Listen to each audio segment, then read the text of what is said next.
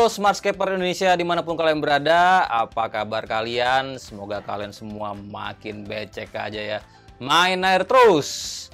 Nah ini sekarang tanggal 25 Maret jam 9 malam, masih dalam rangka stay at home, di rumah aja. Makanya syutingnya sekarang di rumah aja, nggak di studio ya, mendukung program pemerintah untuk tidak keluyuran kemana-mana.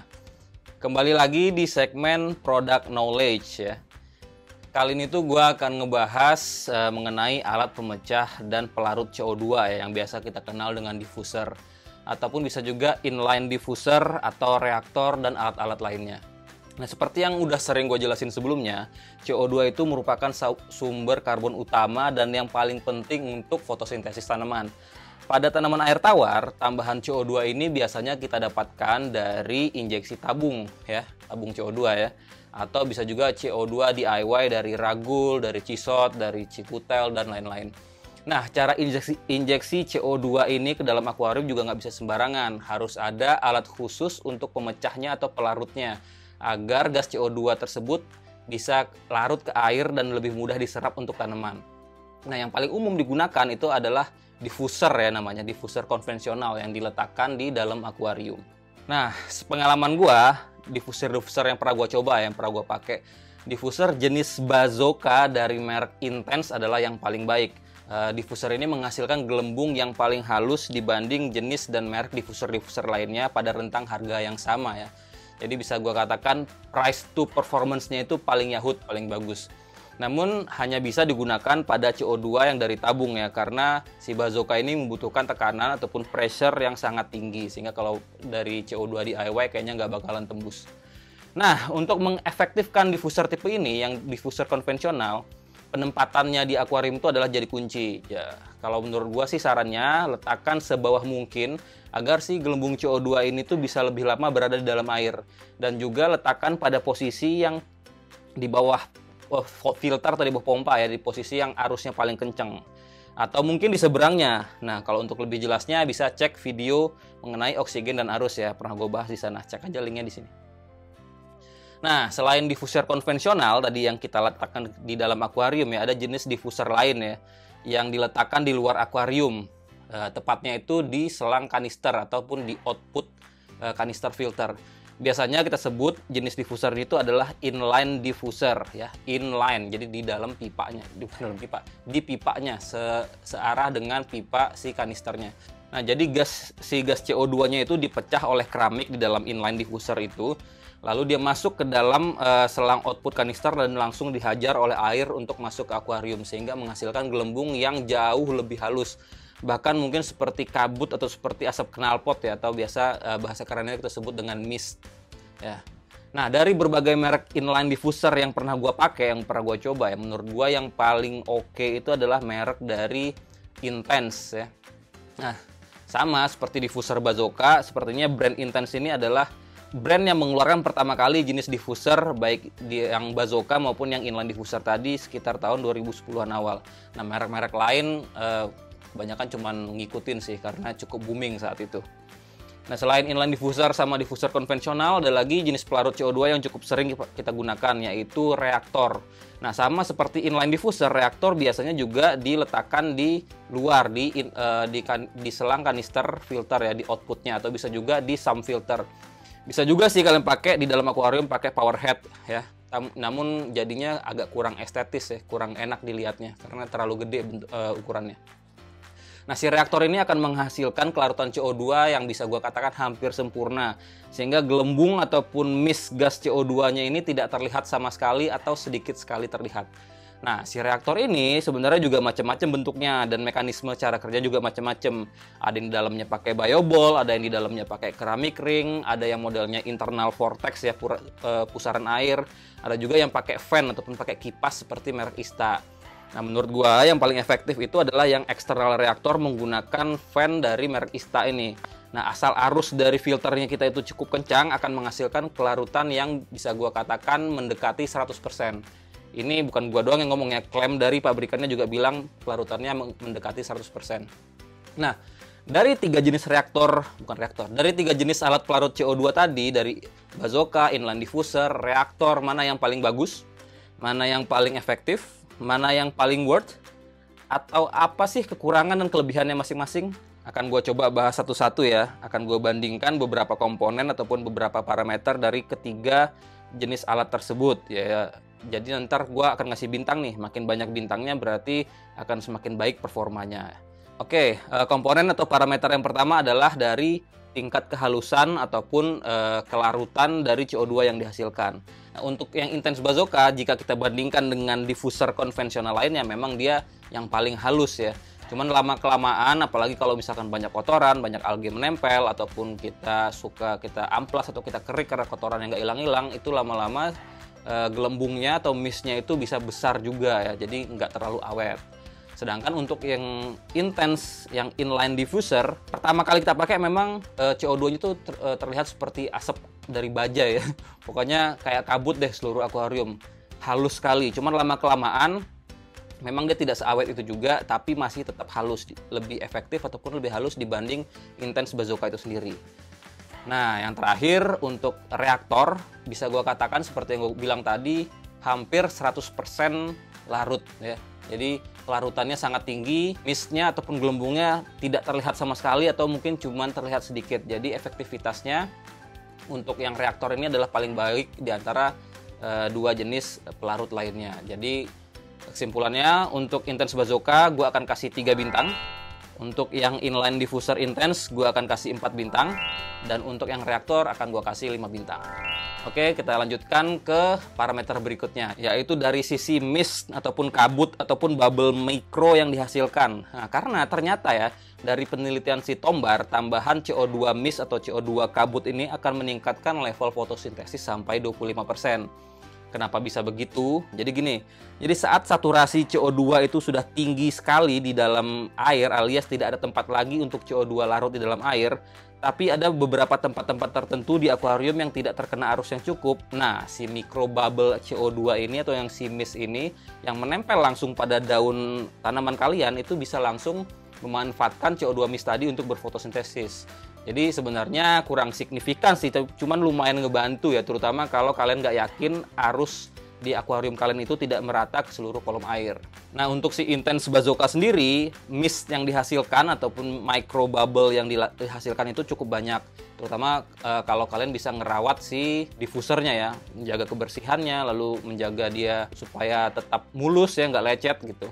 Itu akan cukup awet si micro bubble-nya, walaupun tidak akan seawet Intense Inline Diffuser. Karena yang si Intense Inline Diffuser, walaupun dia diffusernya udah lama, udah agak kotor pun, jarang dibersihkan pun, dia masih bisa menghasilkan micro bubble yang cukup banyak. Sedangkan untuk ISTA External Reactor, karena memang dia tingkat kelarutannya itu hampir 100%, jadi micro bubble itu sangat sedikit sekali, itu bahkan tidak ada.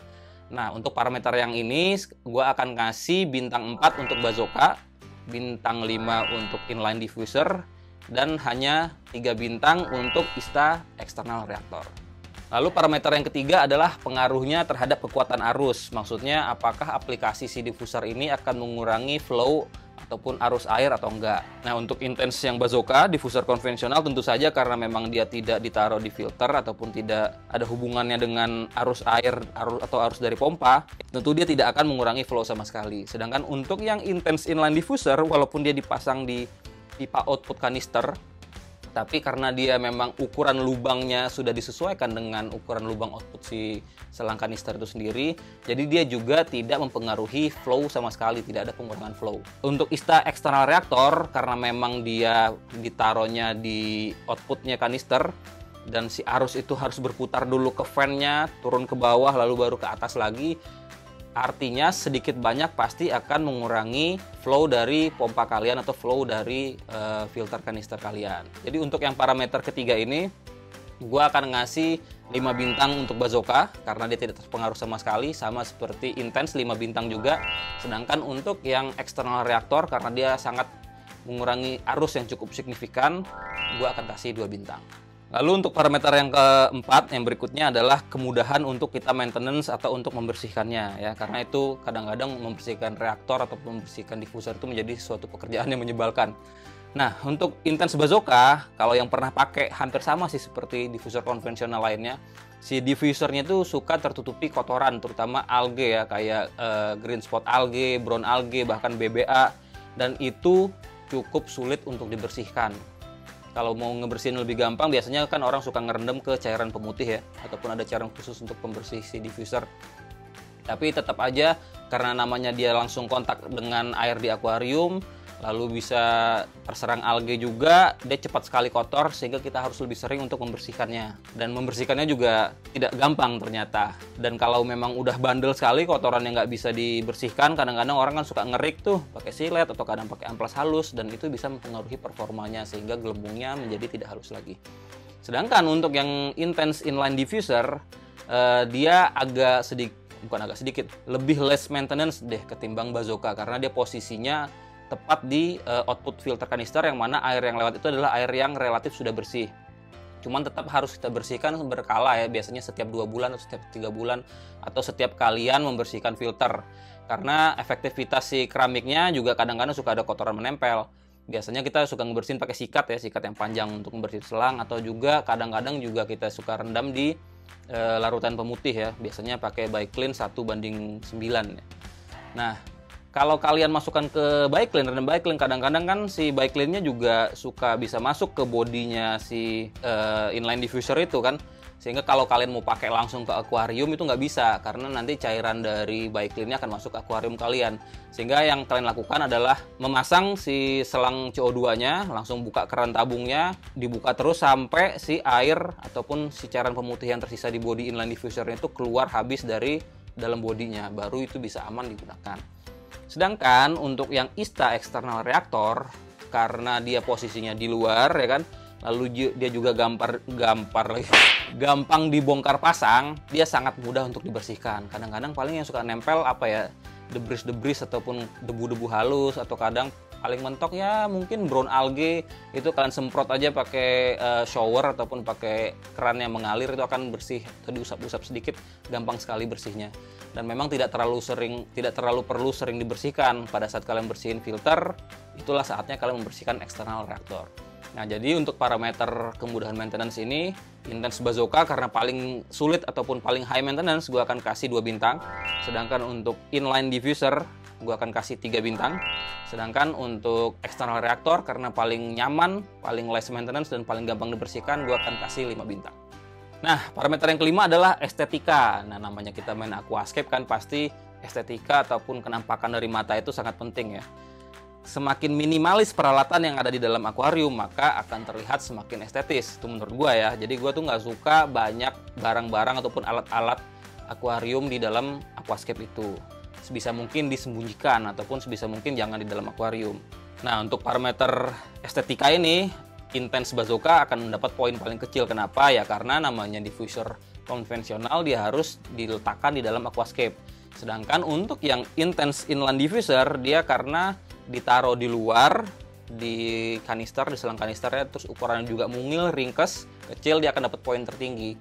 Nah, untuk reaktor, walaupun posisinya di luar, tidak terlalu mengganggu sebenarnya, tapi karena ukurannya yang cukup besar, jadi mungkin poinnya tidak akan setinggi yang inline diffuser. Jadi untuk parameter ini, yang Intense Bazooka gue kasih 2 bintang, yang inline diffuser 5 bintang, sedangkan untuk yang external reaktor itu 4 bintang. Oke, lanjut. Nah, yang terakhir nih, yang poin ke-6, biasanya adalah poin yang paling menjadi obstacle ataupun menjadi pertimbangan kalian dalam membeli sebuah peralatan akuarium, yaitu adalah harga, price to performance ya, alias harga jika dibandingkan dengan performanya untuk melarutkan CO2. Apakah worth dibeli atau enggak ya. Untuk sisi harga, gue gue survei sedikit di salah satu e-commerce. Untuk yang Intense Bazooka ini kan ukurannya macam-macam ya. Kita asumsikan aja akuarium kita 60 cm ya, sehingga pakai diffuser yang ukuran Bazooka 45 mili ataupun 4,5 cm. Itu harganya kisaran 200 sampai 220 ribu.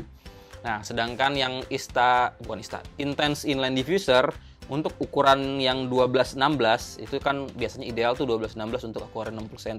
Itu harganya kisaran 330 sampai 365 ribu ya, tergantung sellernya. Sedangkan untuk yang eksternal reaktor itu cuma satu ukuran sih, cuman memang ideal untuk ukuran 60 cm sampai 90 cm. Itu harganya sekitar 150 ribu.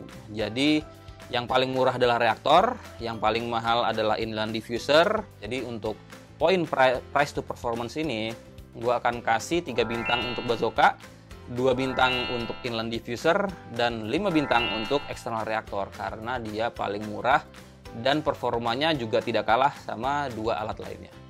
Nah, jadi kalau disimpulkan, kita tambahin poin-poin semua tadi, siapa pemenangnya? Ternyata Intense Bazooka yang 45 mm itu mendapatkan 19 bintang. Untuk Intense Inline Diffuser mendapatkan 24 bintang. Dan untuk ISTA External Reactor mendapatkan 24 bintang juga. Jadi berimbang nih antara inline diffuser sama external reactor. Bisa kita katakan seri ya, ataupun remis kalau orang main catur.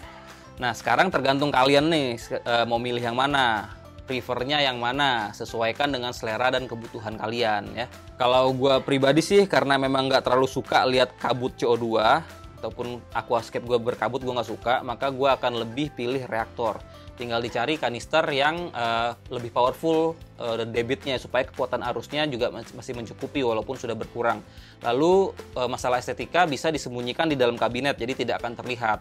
Lagian harganya juga jauh lebih murah, kurang dari setengahnya harga si inline diffuser itu sendiri. Nah, selain 3 alat tadi, sebenarnya masih banyak alat ataupun cara lain untuk melarutkan CO2 ke dalam air. Kayak diffuser konvensional aja, itu media diffusernya juga bermacam-macam. Selain biasanya kita pakai keramik ya, yang sering digunakan kan media diffusernya, ada juga yang bisa pakai bambu ataupun bahkan pakai kayu. Ada juga yang pakai busa filter rokok juga bisa, namun tentu efektivitasnya akan berbeda. Yang untuk inline diffuser sendiri juga ada beda-beda nih bentuknya. Ada bahkan yang sudah dikombinasikan dengan kipas, ada fan-nya ya, kayak merek ISTA, ISTA Keramik Reaktor kalau nggak salah ya. Gua belum pernah pakai sih, tapi gua rasa masih lebih efektif eksternal reaktor ISTA biasa dari sisi kelarutannya ya, dibanding dengan yang inline diffuser dengan fan tadi. Nah, ada juga tuh yang mengkombinasikan diffuser konvensional dengan power head, bahkan langsung nyolok selang CO2 ke inputnya power head. Gua kurang rekomen sih cara ini, karena selain kurang estetis, bisa juga membuat impeller si pompanya itu menjadi air trap ya, terganggu kinerjanya, dan dalam jangka panjang akan bisa rusak power headnya. Jadi nggak awet ya power headnya. Tapi itu semua terserah kalian sih, sesuaikan dengan selera, sesuaikan dengan kebutuhan, dan tentunya sesuaikan dengan budget. Atau mungkin siapa tahu kalian nggak pakai kanister kan, sehingga inline diffuser dan reaktor itu bukan menjadi pilihan.